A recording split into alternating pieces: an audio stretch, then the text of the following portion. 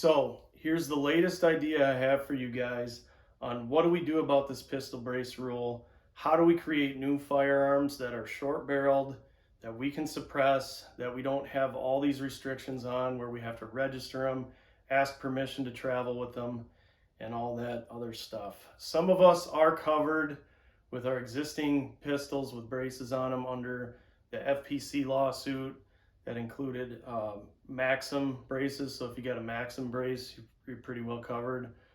If you're an FPC member, if you're a GOA member, you're kind of covered under some of them lawsuits. Again, check on those. I don't know all the ins and outs of all that stuff. I'm not a lawyer. I'm not giving advice.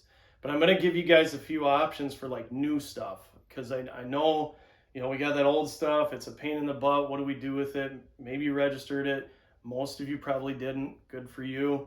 And what are we going to do about the new stuff we need, right? Because we got that addiction. We gotta have a new firearm every so often. I get it. So let's talk about this new option, which isn't really new. It's actually been around for a while. We kind of got away from it. I'm old enough to remember what did we do before there was pistol braces. And what we did was, what I did back in the day, I built this thing a long time ago. This is one of the first ARs I ever built. It's got the old school Aero Precision cop upper. Love this thing. I wish they would reissue it. I know you guys do too. There's a lot of people that want this back. So what did I do with this? This was when 300 Blackout first came out. I wanted a short barrel so I could suppress the subsonics. And 300 Blackout, there's really no need for a 16-inch barrel. I wanted a suppressor, and I didn't want a 16-inch barrel with this big long suppressor and then have a broom handle I'm whipping around. We can basically build the same thing that's going to have a permanently affixed suppressor to the barrel, and we're going to basically take away the 2-stamp gun. So this, back in the day when I built this, my only option to put a stock on this was, to build this lower, do a Form 1, and engrave the lower with my trust on there, and register this as a short barrel rifle. So that took a $200 tax, fingerprints, all that. And then I got my suppressor separate, another $200 tax, fingerprints, all that jazz. So it was, $400 in tax for all of this. And again, I can't cross state lines with this thing without approval, which kind of sucks because I'm right in Wisconsin. Minnesota's like, 20 minutes away, and I go shooting over there with my family and stuff. So I gotta, ask for approval for this to cross the state line. So you're basically taking the same upper. Okay, that was a suppressed upper. And here's another suppressed upper. Now this is a 300 Blackout. It's kind of mocked together, it's not complete, but this is a 300 Blackout suppressed upper. And what we could do is pin and weld the suppressor to the barrel.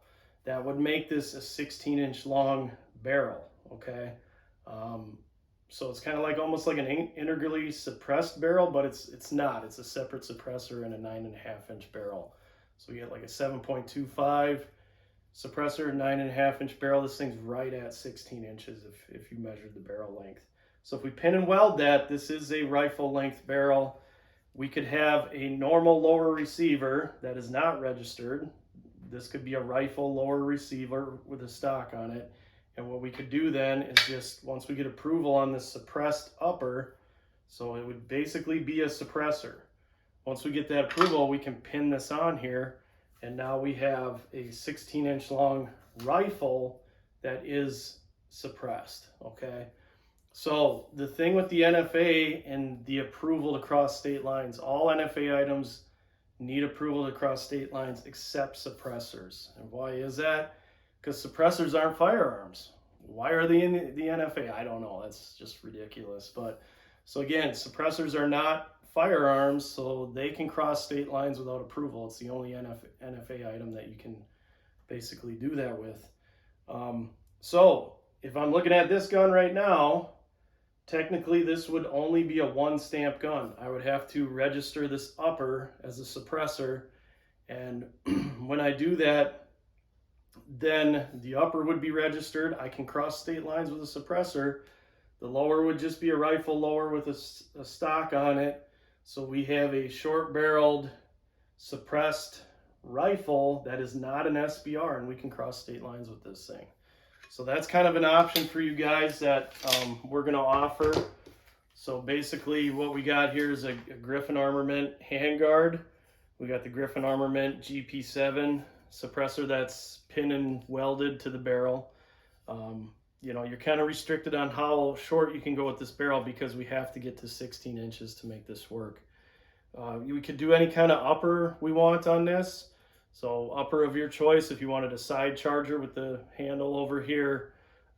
If you wanted any other upper, rear charging like this one, we could do whatever. We are kind of regulated to having an oversized handguard that fits on the outside of the suppressor, because what we'll need to do is pin and weld the suppressor. We'll have to have the gas block on first, and then we'll have to attach that to the upper, and then we'll have to slide the handguard over all of that. So that's why we have to have this type of handguard. If you don't like this type of handguard, we can offer a couple different options, or you know, if we can find a oversized handguard that can slip over suppressors, we could use anything like that. So I'm a dealer for Aero Precision. This is their enhanced upper. So what that means is the upper is actually machined to accept only this handguard, and it's very rigid, very kind of monolithic sort, almost kind of like that old cop upper that they used to make where it actually is one piece of aluminum. So yeah, this is actually very rigid. It slides together real tight. You have, you know, all these screws that attach it, and it's rigid as heck. You got enough room inside that handguard. It's not going to touch the suppressor. This handguard doesn't touch it either. You can look down it. There's no touching. So still free floated, and you know, we still got that, you know, awesome looking handguard look. I kind of like that look where the suppressor's tucked in there. If you're worried about heat or something like that, you can put those wraps on the outside of these these handguards that can kind of protect your hand if this were to get hot. You know, there's some of them that are like split in half, and you can wrap them and put the cord around. So you know, that's an option too.